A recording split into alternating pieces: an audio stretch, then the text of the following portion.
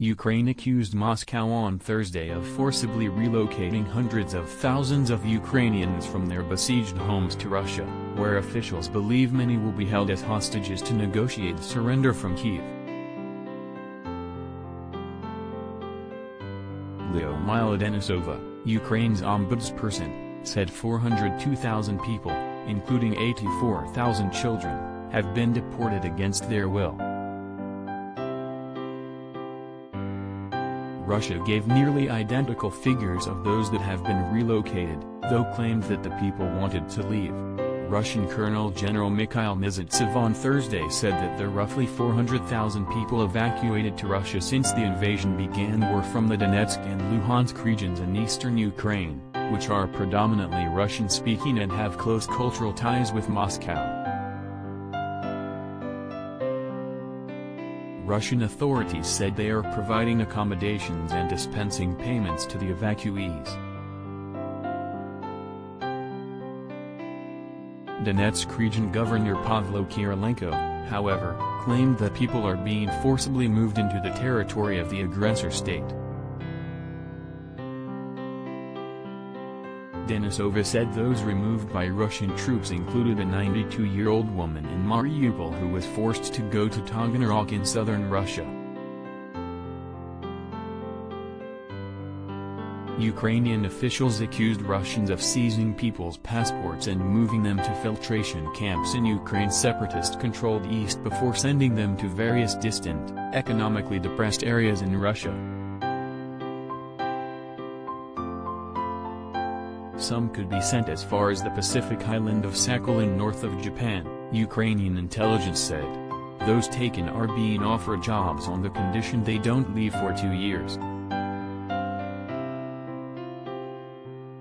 Ukrainian authorities in Mariupol said on Thursday that about 15,000 civilians had been illegally relocated since Russian forces seized control of parts of the embattled southern port city.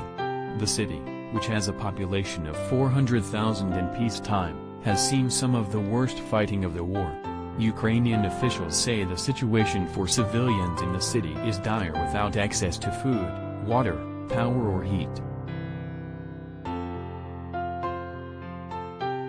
Russian media reported that buses had carried several hundred people the Kremlin called refugees from Mariupol to Russia in recent days.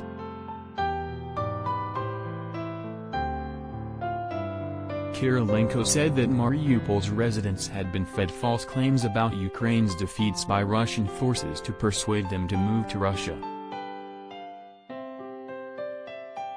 Now a month into Russian President Vladimir Putin's invasion, the Ukrainian military has put up a surprisingly fierce resistance against the Russians, stalling their offensive.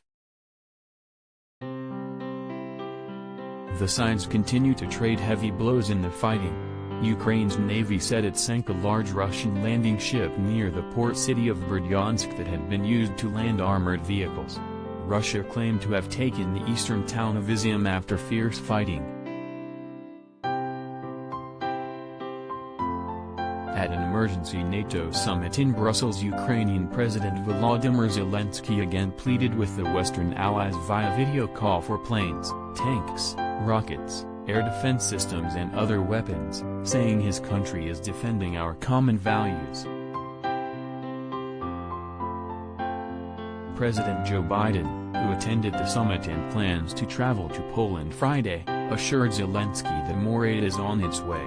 It's unlikely, however, Ukraine will get everything it wants as Western allies fear escalating the war.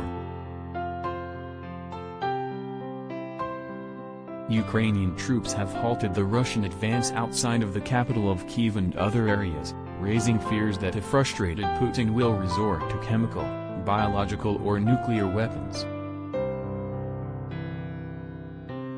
A Kremlin spokesman warned on Wednesday that Russia could use nukes if Putin suspects an existential threat.